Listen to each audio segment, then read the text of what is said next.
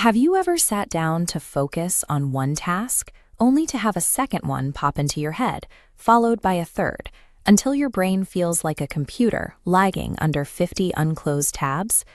This isn't a sign of laziness. It's a documented neurological state called cognitive overload. Your mental bandwidth has simply reached its limit. To fix this, you don't need more motivation. You need a way to clear the cache. We're going to use a 3-step physical system to reset your bandwidth in the next 15 minutes. All you need right now is a pen, a blank piece of paper, and a timer. By the end of this session, you'll have moved your mind from a state of constant buffering to a state of clear execution. Step 1 is the brain dump. Take your paper and immediately start writing down every thought, worry, and unfinished task currently taking up space in your head. It's important that you use physical paper rather than a digital app.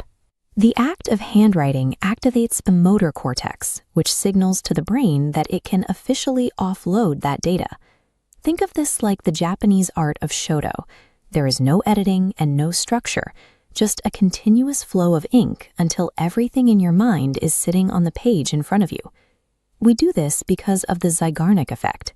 When you hold uncompleted tasks only in your memory, they act like background processes on a computer, overheating the system until it eventually stalls.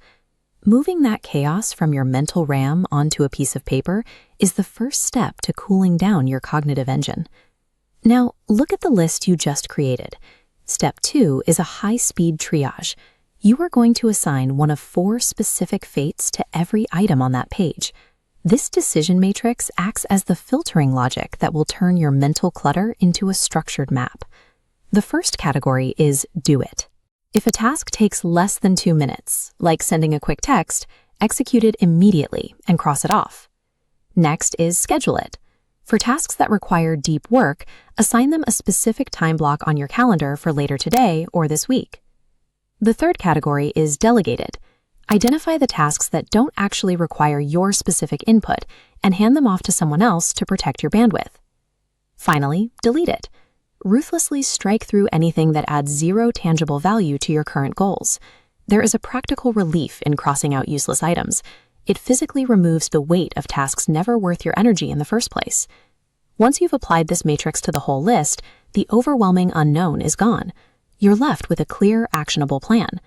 Now we begin the flow sprint. Pick exactly one high-priority task from your Schedule It category. Just one. Set your timer for 25 minutes. This is your dedicated window of work. As soon as you start, your brain will likely rebel. It will try to pull you toward a notification or a different thought as it hunts for a dopamine hit. Think of these distractions like heavy stones being thrown into a calm lake. Every urge to check your phone creates a new set of ripples that makes it impossible to see clearly. When you feel that urge, pause, take a deep breath, and visualize those ripples slowing down. Imagine the water becoming still and quiet again. The mental noise fades, and your focus returns to the task at hand. Returning to the timer with this clear mental image allows you to settle back into a productive rhythm without the usual friction. When that 25-minute timer hits 0, you'll look at what you've accomplished and feel the satisfaction of having actually finished what you started. This small victory is the first step toward what researchers call the winner's effect. By successfully managing your attention for one session, you begin to shift your neurochemistry, lowering stress and proving to yourself that you can handle deep work.